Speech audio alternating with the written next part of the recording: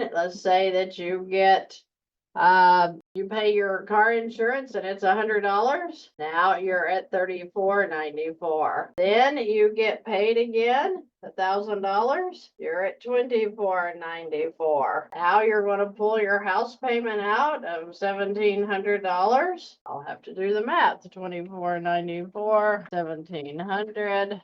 $41.94. Okay, so your balances will they'll go up and down, up and down. That's why the banks are charging on the average daily balance, meaning that when they look over the whole month and they see, wow, she's really been revolving this account. Income's been going in, expenses coming out, more income going in, expenses coming out. Do you know how exciting that looks on your credit score? Do you know how good this could be for your credit score? It can be great because these are revolving accounts. That's what they want to see them do, revolve, okay?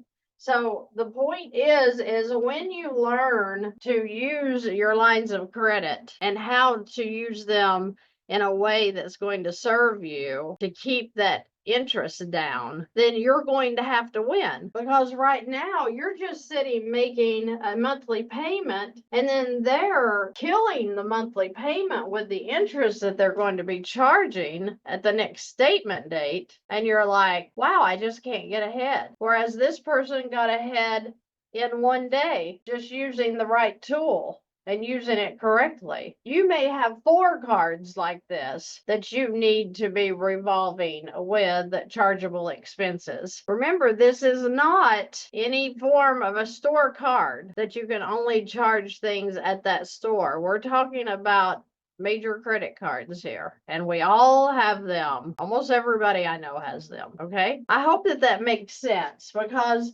the point is that when we're stuck in these minimum monthly payments, which is right where they want you to be because of this right here, they are drawing interest like you would not believe. I had to step away from that bank because they were doing the same thing, charging me every time I did a transfer out of that credit card. So I had to step away from that bank. Not saying it out loud because, like I said, they're demonistic, and they're all the same. So it's like you just need to find one of the banks that will do the transfers for no charges. Now, that being said, I was with that bank when I first started, and some things made sense to me to do that transfer and get that charge that they're going to charge to do a transfer if I was paying off something that was charging me more interest,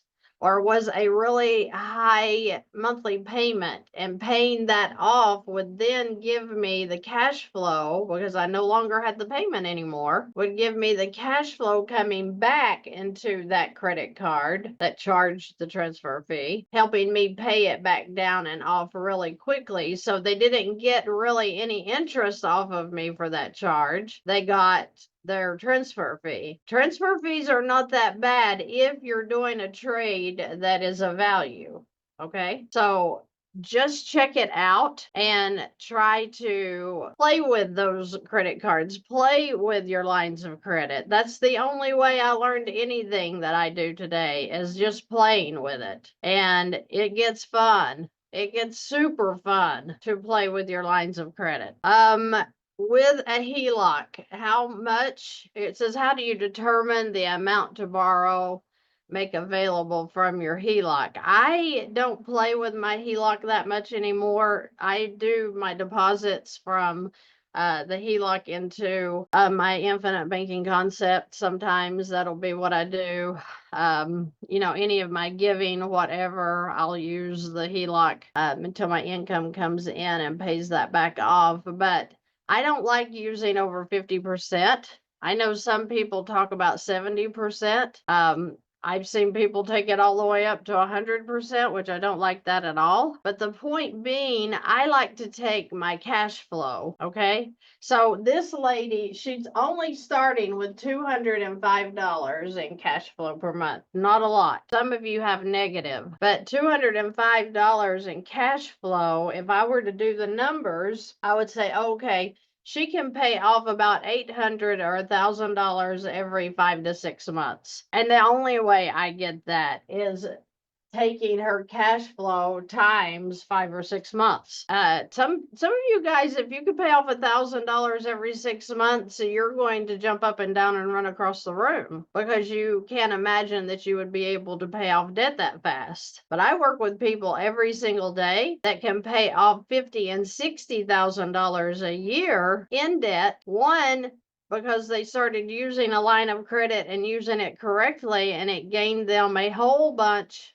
of cash flow. When you're taking away the minimum payments and you're eliminating the debt, it's easy to get out of debt. But we're taught make your monthly payment. If you make your monthly payment, you're going to be just fine because you've got enough money to make a monthly payment. And in those monthly payments is this interest. So you're not making any headway on these loans usually because of the amount of interest that they're charging. Okay, so I hope that this has made some sense for you, and keep studying. Okay, keep watching the videos on YouTube, keep learning, because the more you learn, the more easier, one, it becomes to do the velocity banking, but two, the more ideas that you get. Okay.